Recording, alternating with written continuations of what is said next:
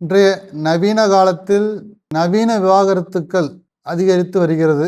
நவீன விவாகரத்து எந்த வகையில் யாருக்குரியதானது? பணக்காரர்கள், கோடீஸ்வரர்கள், அரசியல் பிரபலங்கள், சினிமா பிரபலங்கள் மத்தியில் மட்டுமே இருந்து வந்த இந்த வகையான விவாகரத்து தற்போது படித்தவர்கள், நடுத்தர குடும்பத்தைச் சேர்ந்த அனைவரிடமும் உள்ளது. அந்த விவாகரத்தை பற்றி நாம் முழுமையாக தெரிந்து கொள்ளலாம். அது விவாகரத்து தானா, நீதிமன்றம் செல்லாமலேயே அவர்களுக்கு ஒரு தீர்வை எப்படி ஏற்படுத்தியிருக்கிறார் என்பதை இந்த பதிவில் நாம் தெரிந்து கொள்ளலாம். I am advocate Thiruvengadam. Welcome to my channel divorce law desk. இந்த சேனல் மூலமாக நான் விவாகரத்து சம்பந்தமான வழக்குகள், ஜீவனாம்ச வழக்குகள், குடும்ப வன்முறை சட்ட வழக்குகள் பற்றி அடுத்தடுத்த பதிவில் குறிப்பிட்டு தெளிவாக எளிமையாக கூறி வருகிறேன். உங்களுக்கு அது பற்றி தெரிந்து கொள்ள வேண்டும் என்று விருப்பப்பட்டால் இந்த சேனலை சப்ஸ்கிரைப் செய்து கொள்ளுங்கள், தொடர்ந்து ஃபாலோ பண்ணிக்கொள்ளுங்கள், பெல் ஐக்கன் அழுத்திக் கொள்ளுங்கள். நீங்கள் சமீப காலங்களில் பார்த்தீங்கன்னா ஒரு நாகரிகமான விவாகரத்து என்று சொல்லலாம். பழங்காலத்திலிருந்து நடந்து வருகிறது. ஒரு சில குடும்பங்களில் இருந்தது. பணக்காரர்கள் மற்றும் கோடீஸ்வரர்கள் மத்தியிலும், சொத்துக்கள் அதிகமாக உள்ளவர்கள் மத்தியிலும், நடிகர்கள், சினிமா பிரபலங்கள், அரசியல் பிரபலங்கள் மத்தியில் அவர்களுக்குள் கணவன் மனைவிகளுக்குள் ஏற்படுத்தி கொண்ட ஒரு உடன்படிக்கை தற்போது படித்தவர்கள், அதிகம் சம்பாதிப்பவர்கள், நடுத்தர குடும்பத்தைச் சேர்ந்தவர்கள் மத்தியிலும் பிரபலமாகி வருகிறது. அது சரிதானா? எந்த அளவு உறுதியாக பின்பற்றப்படுகிறது? அதற்கு தீர்வு என்ன என்பதை இந்த பதிவில் நாம் காணலாம். ஒரே வீட்டில் கணவன் மனைவியாக வாழ்ந்து கொண்டு, ஆனால் அவர்களுக்குள் ஒரு தொடர்பை வைத்து கொள்ளாமல் பிரிந்து தனித்தனியாக, ஒரே வீட்டில் தனித்தனியாக வாழ்ந்து கொண்டு எந்தவித தொடர்பும் வைத்து கொள்ளாமல் தனித்தனியான வாழ்க்கையை வாழ்ந்து கொண்டு, குடும்ப உறவினர்கள் மற்றும் குழந்தைகள் முன்னிலையில் கணவன் மனைவியாகவும், மற்ற நேரங்களில் தனித்தனி நபர்களாகவும், ஒருவருக்கொருவர் தொடர்பில்லாமலும், ஒருவருக்கொருவர் எந்தவித கணவன் மனைவி பந்தம் இல்லாமலும் அவரவர் வாழ்க்கையை அவரவர் பார்த்து கொண்டு வாழ்ந்து கொண்டிருக்கிறார்கள். 5 வருடங்களுக்கு முன்பெல்லாம் இது பெரிய அரசியல்வாதிகள் குடும்பங்களிலும் அவர்கள் கௌரவம் கெட்டுவிடக்கூடாது, அரசியல் வாழ்க்கை கெட்டுவிடக்கூடாது என்பதற்காகவும், நடிகர்கள், சினிமா பிரபலங்கள், பத்திரிகை பிரபலங்கள், இப்படி பிரபலமாக ஒவ்வொரு துறையிலும் பிரபலமாக இருக்கக்கூடியவர்கள் அவர்களுடைய குடும்ப வாழ்க்கை வெளியில் தெரிந்தால் அவர்களுடைய நட்பெயருக்கு களங்கம் ஏற்படும் என்பதற்காக ஒரே வீட்டில் தனித்தனியாக வாழ்ந்து கொண்டு மற்றவர்கள் முன்னிலையில் ஒரு பொய்யான வாழ்க்கை வாழ்ந்து நடித்து கொண்டிருந்தார்கள். அதை கடைசி வரை மெயின்டைன் பண்ணியும் போயிட்டு இருந்தவங்க இருக்காங்க. பல வருடங்களுக்கு பின்பு விவாகரத்தில் முடிந்த குடும்பங்களும் உண்டு. ஆனால் தற்போது இந்த சூழ்நிலை பணக்காரர்கள், கோடீஸ்வரர்கள், அதிக சொத்துள்ளவர்கள் மத்தியில் மட்டும் இல்லாமல் சினிமா பிரபலங்கள், அரசியல் பிரபலங்கள், இப்படி பிரபலங்கள் மத்தியில் மட்டும் இல்லாமலும் நடுத்தர குடும்பத்திலும், அதிகம் படித்தவர்கள் மத்தியிலும், அதிகம் சம்பாதிப்பவர்கள் மத்தியிலும் இன்று அதிகரித்து வருகிறது.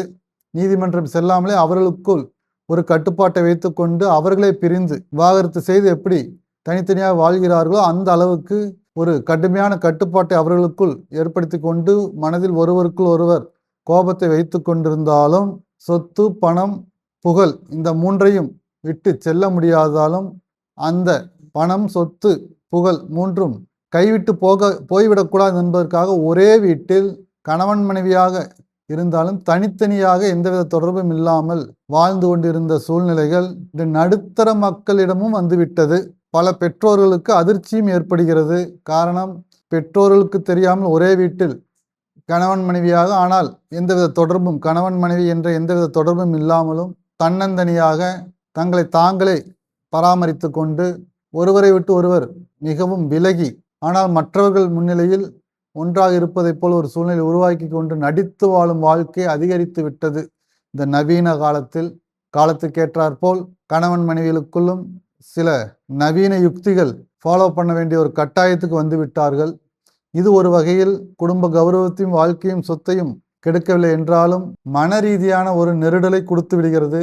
அந்த மன ரீதியான நெருடல் ஒரு வகையில் நல்ல விஷயம் என்றாலும் இது அதிகரிக்கும் பட்சத்தில் குழந்தைகளும், அவர்களோடு இருக்கக்கூடிய குழந்தைகளும் அந்த மாதிரியான ஒரு சூழ்நிலையை ஏற்படுத்தி கொள்ளும் சூழ்நிலை எதிர்காலத்தில் வர வாய்ப்புண்டு.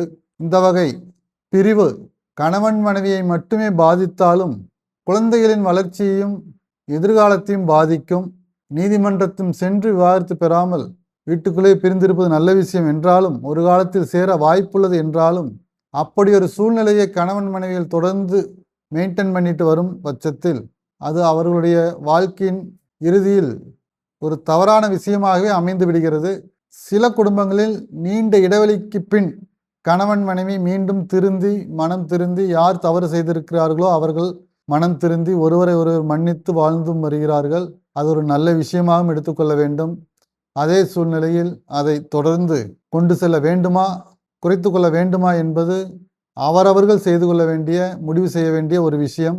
இது சரியா, இந்த முறை சரியான வாழ்க்கை முறையா? கமெண்டில் எஸ் அல்லது நோ என்று பதிவிடுங்கள். பொது இடங்களிலும் குழந்தைகள் முன்னிலையும் பெற்றோர்கள் முன்னிலையும் பெரியவர்கள் முன்னிலையும் கணவன் மனைவியாக நடித்து கொண்டும் வீட்டிற்குள் சென்றபின் கணவன் மனைவி இல்லாத வகையில் தனித்தனியாக பிரிந்து வாழ்ந்து வரும் வாழ்க்கை சரியான குடும்ப வாழ்க்கை தானா? அது அங்கீகரிக்கப்படலாமா, அங்கீகரிக்கப்படக்கூடாதா என்பதை அதில் சம்பந்தப்பட்டவர்கள் தான் முடிவு செய்ய வேண்டிய ஒரு சூழ்நிலையில் உள்ளது. ஒரு வகையில் வரவேற்கத்தக்க விஷயம் என்றாலும் ஒரு வகையில் மன ரீதியான ஒரு பாதிப்பை அவர்களுக்கு ஏற்படுத்த வாய்ப்புண்டு.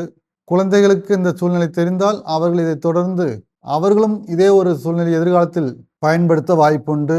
சிறு வயது நடுத்தர வயதில் உள்ளவர்கள் இப்படி ஒரு சூழ்நிலை ஏற்படுத்தி கொள்ளும்போது அவர்கள் பெற்றோர்களுக்கு கடும் மனவேதனையை கொடுக்கக்கூடிய விஷயமாகவும் அமைந்து விடுகிறது. சற்று பொறுமையாக இருந்து பிரச்சனைகளை தீர்த்து கொள்வதுதான் சரியானதாக இருக்கும். அதற்கு கண்டிப்பாக தேவைப்படும் பட்சத்தில் மருத்துவ ரீதியாகவும் சட்ட ரீதியாகவும் ஆலோசனையை பெற்று பிரச்சனைகளை கலைந்து ஒரே குடும்பமாக வாழ்வதுதான் சிறப்பு. அதைத்தான் நாம் ஊக்குவிக்க வேண்டும். இந்த பதிவு பிடித்திருந்தால் லைக் பண்ணுங்க, ஷேர் பண்ணுங்க. மீண்டும் ஒரு பதிவில் சந்திப்போம்.